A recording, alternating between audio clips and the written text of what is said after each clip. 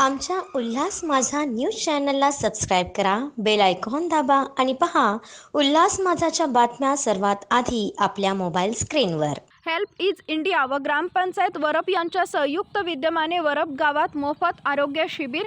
वरप गावातील वयोवृद्धांसाठी वॉकर आणि वॉकिंग स्टिकचे वितरण.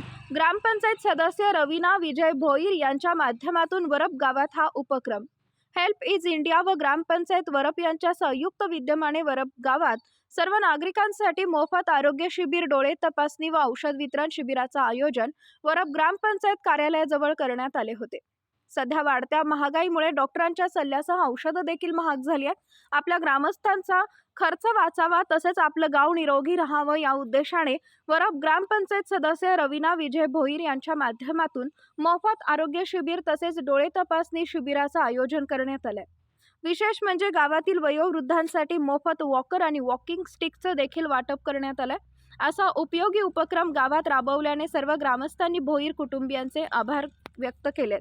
यावेळी ग्रामपंचायत सदस्य संदीप देवीदास पावशे, मीना नवनाथ कुर्ले, वरिष्ठ लिपिक ग्रामपंचायत विजय भोईर, माजी सरपंच इंदुबाई अर्जुन कुर्ले आदी मान्यवर पदाधिकारी उपस्थित होते. माझं नाव साहिल आठवले, माझी आजी आहे शेवंताबाई आठवले.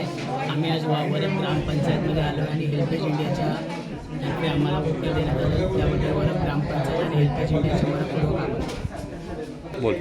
रवीना भोईर यांचे आम्ही खूप आभारी आहोत. त्यांनी आम्हाला हेल्पेज इंडिया आणि वरप ग्रामपंचायततर्फे ऑफर दिला. एकदम छान कार्यक्रम आयोजित केलेला आहे.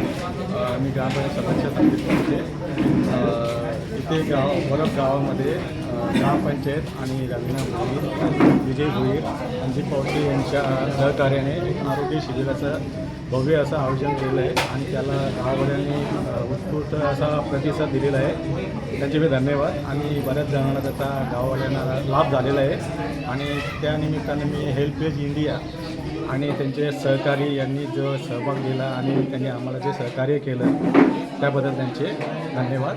आमच्या उल्हास माझा न्यूज चॅनलला सबस्क्राईब करा, बेल आयकॉन दाबा आणि पहा उल्हास माझाच्या बातम्या सर्वात आधी आपल्या मोबाईल स्क्रीनवर.